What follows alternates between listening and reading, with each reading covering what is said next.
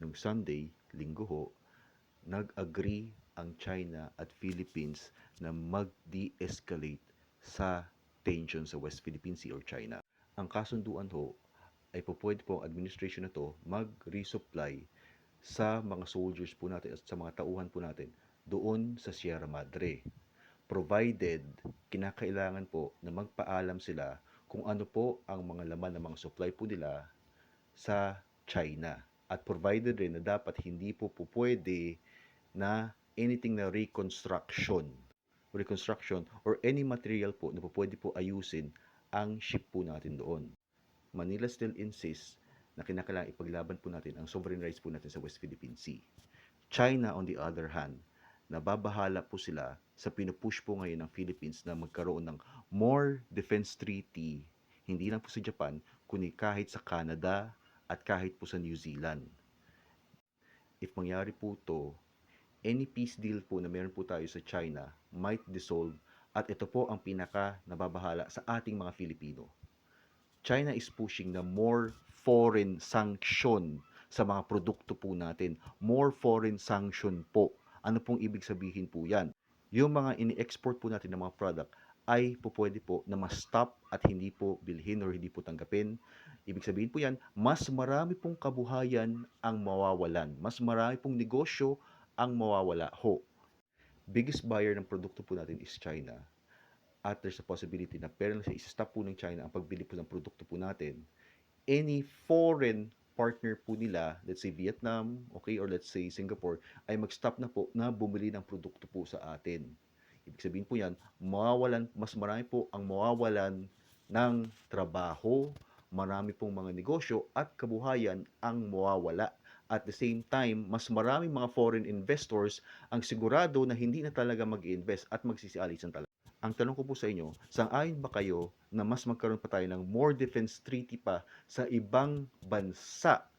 Okay, defense treaty sa ibang bansa na may right sila na magpadala ng mga troops dito sa ating bayan, sa ating lugar, o kaya tayo ay magpadala ng ating mga sundalo sa kanilang lugar in terms na magkaroon po ng gera, or pumayag po tayo na gamitin po ang diplomacy ni Tatay Duterte.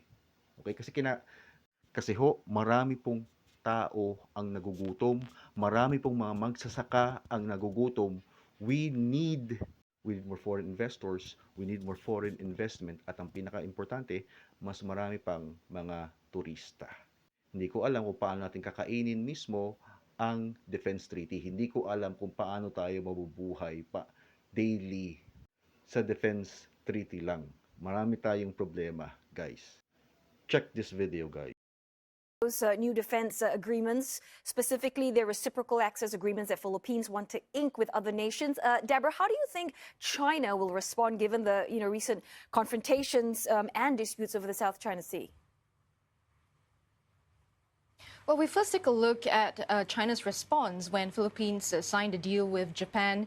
It actually China came up to say that it would undermine a regional peace and stability, as well as provoke camp confrontation, as well as instigate a Cold War if things do escalate. So we can expect a similar response, if Philippines does intend to pursue similar agreements with France, Canada, and New Zealand. Now, this follows several confrontations in the South China Sea. But, on Sunday, China and Philippines reached a deal to de-escalate tensions without conceding to either side's territorial claims.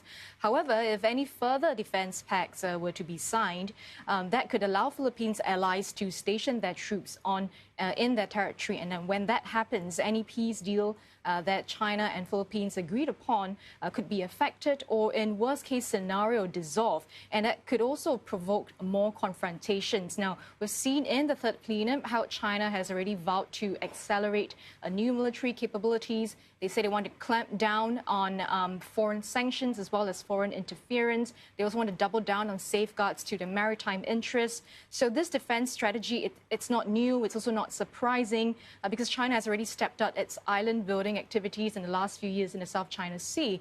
Ultimately, it says that it will go all out to protect its sovereignty. So any further agreements really could provoke more confrontations.